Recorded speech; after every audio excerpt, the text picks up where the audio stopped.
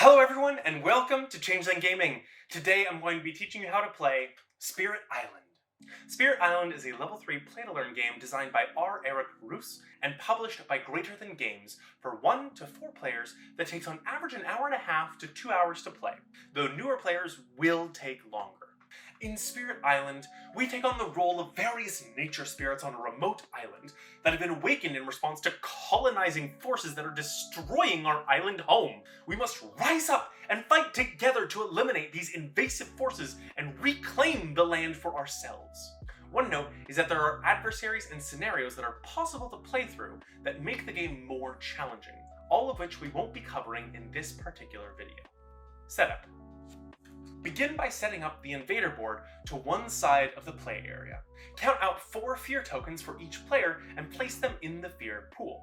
Shuffle the fear cards and deal 3 cards onto the space labeled victory. Then place the red terror level 3 tile in, deal 3 more fear cards, place the level 2 terror tile in, and deal 3 more fear cards on top. Next, make the invader deck. First, shuffle the stage 3 cards together and deal 5 cards down. Then shuffle the stage 2 cards and deal 4 cards on top of the stage 3 cards.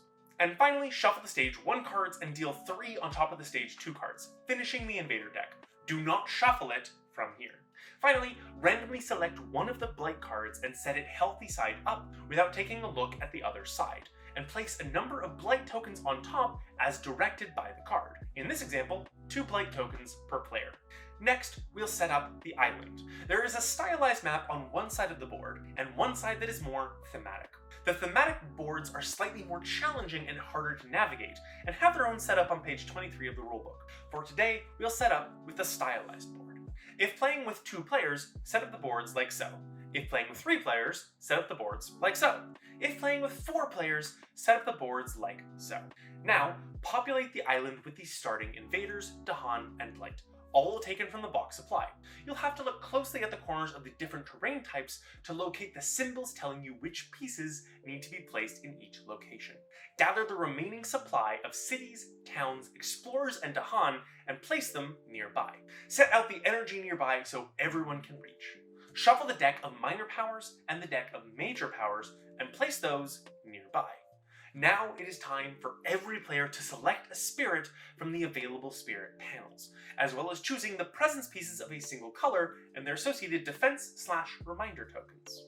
It is recommended for a first game to choose spirits with a low difficulty. They are not any less powerful, but their operation is more straightforward than the playstyle for some of the more complex spirits. Whichever spirit you choose has a specific set of starting cards, whose backs match the image of your chosen spirit. Gain those cards as well.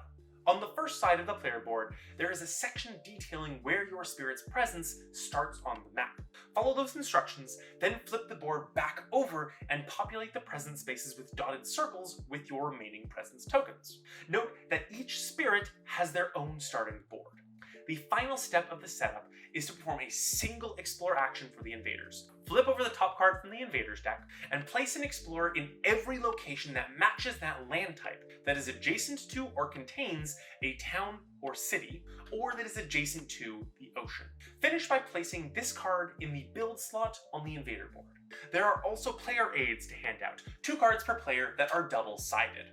It is a good idea to keep the rules handy as well, especially since the back is a thorough reference for the various symbols you'll encounter on the cards throughout the game. How to play. To win the game, players are trying initially to eliminate all invaders from the board. However, new win conditions are opened up as the spirits progress through the fear stack.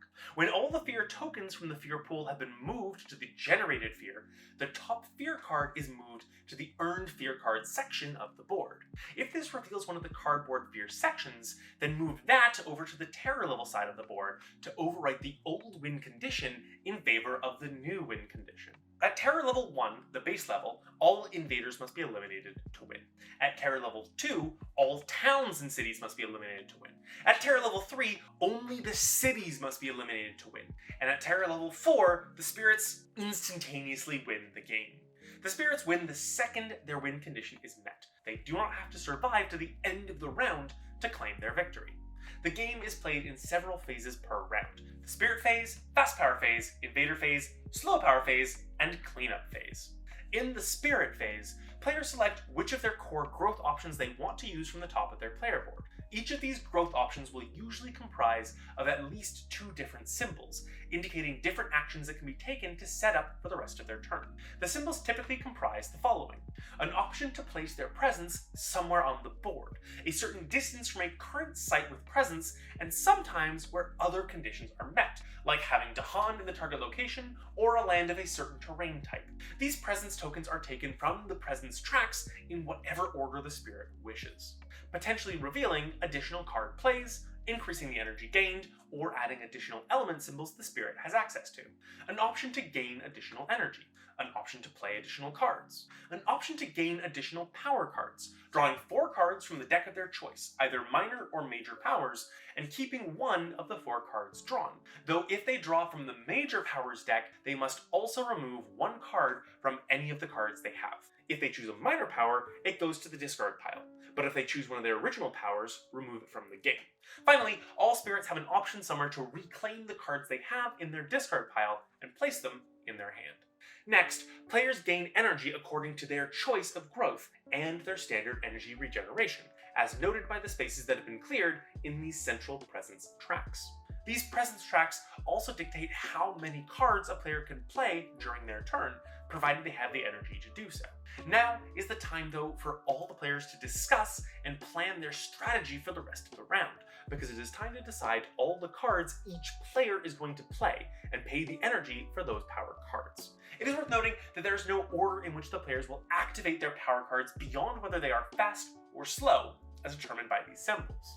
In the planning phase, players select which of their cards they want to play during the round, based on the number of cards that they are able to play from their default on their player board and their chosen growth action. Let's take a moment to discuss the cards themselves. Each card has a speed it can be played at, which is either fast or slow. The range it can be used at from either a space where the spirit has presence or from where the spirit has a sacred site, 2 or more presence in a single location, and what is being targeted in that location. Sometimes the range is a line and the target is any player. In that case, there is no limit to who can be targeted. The card also has a list of elements down the left-hand side of the card. Any of the symbols that are brightly colored are elements that the card contributes to a spirit's power for that round. If a spirit is able to collect enough of these symbols to activate their innate powers, then they are able to activate those abilities on top of the cards they are playing that round. These element symbols also combine with major powers to provide additional effects with those cards if the requirements are met. There are many different effects that can arise from power cards, but here are some of the additional key terms to understand. Gather means you pull the targets from 1 or more adjacent territories into the selected territory. Push means you send the targets from the selected territory into 1 or more adjacent territories. Repeat means you get to apply the beneficial effect of a card or innate power that was played for a second time. The symbol that matches the fear tokens indicates the number of fear that are generated by playing that card. The innate powers on the bottom of the player boards behave similarly to card powers. They have a speed at which they are activated, a range they can reach, and what kind of land or individual they can target. However, these powers often come with several steps or stages. Generally, these will make clear whether the newer, more powerful stage is in addition to an earlier stage or overwrites the earlier stage, depending on the power's text. Every spirit also has their own special rules beneath their portrait on the bottom left that fundamentally shifts what their options are, or what their playstyle is relative to the other spirits. Once every player has decided which powers they're going to play, it's time to pay for their costs, all at once. All the powers you pay for will occur over the coming round, but you get access to the full sum of the element bonuses immediately, meaning you don't need to wait to activate your slow cards to use their elements for fast powers. Now, we'll move into the fast power phase. Players can go in whatever order they'd like to complete their available fast powers, though each card or innate ability should be completed in full before the next one begins. However, players can bounce back and forth in terms of who is completing an action in order to cooperate and to maximize their effective teamwork in vanquishing the invader threat. For effects that defend a territory or other effects that apply to a location, there are tokens you can place that indicate where a spirit is defending, or where they are using a different power, depending on which side you use. Once all fast powers have been resolved, it is time for the invader phase.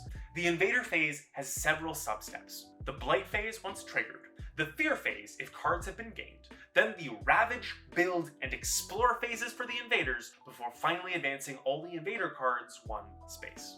For the blight phase, simply follow what the flipped blighted island side of the card tells you to do, which is never good and will either end the game or make it much harder for the spirits to keep up their energy in the fight. The blight card is flipped from healthy to blighted whenever there are no more blight tokens present on the card. For the fear phase, flip any rewarded fear cards and examine the section appropriate to the current terror level of the game, no matter what the level of terror was at when you acquired the card.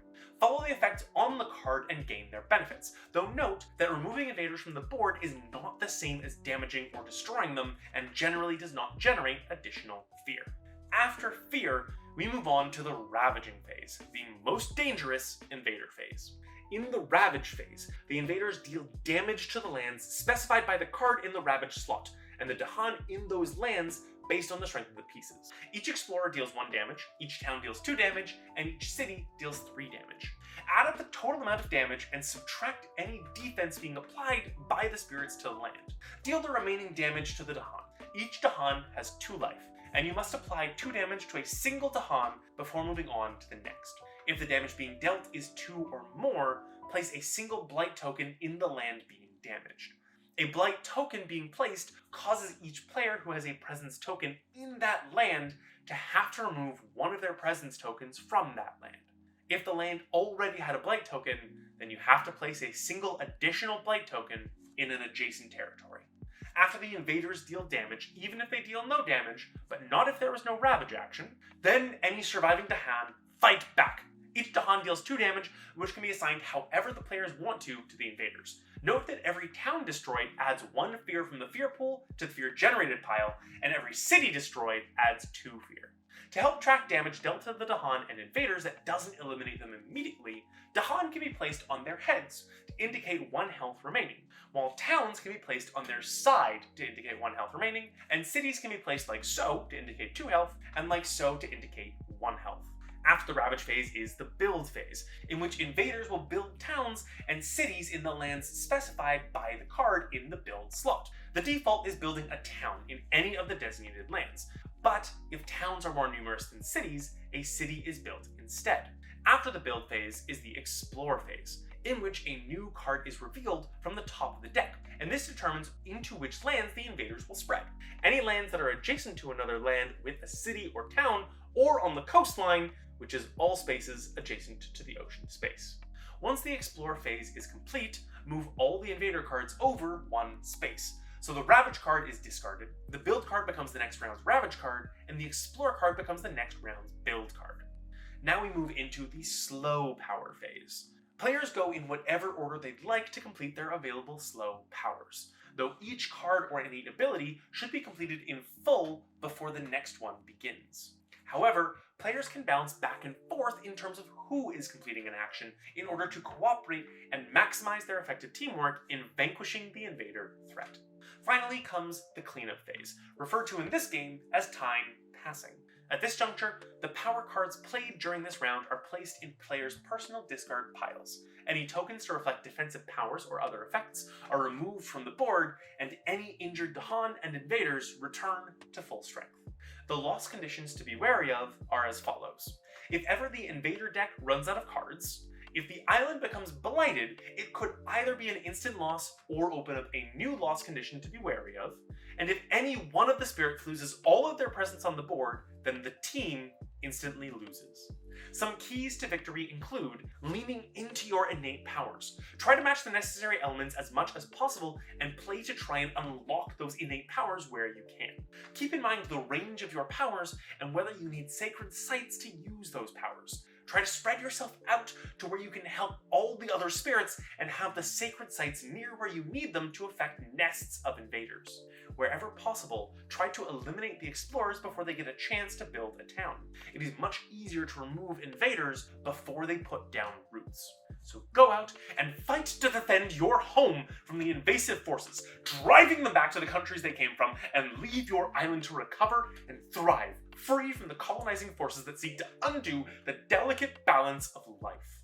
be sure to support your local game stores. For us, that is Board Game To Go, who offer over 2,000 games for rental within the Toronto area, and many games for purchase. Check out the link below if you want to try this game. If you have any questions about the game, feel free to post them in the comments below, or take a look to see if someone else has already answered it down there, and be sure to thank them if they have. If you want to learn more about what a ranking system means, check out this video here. And if you want to learn how to play more games, check out our playlist here. And remember, keep changing, keep gaming, have fun.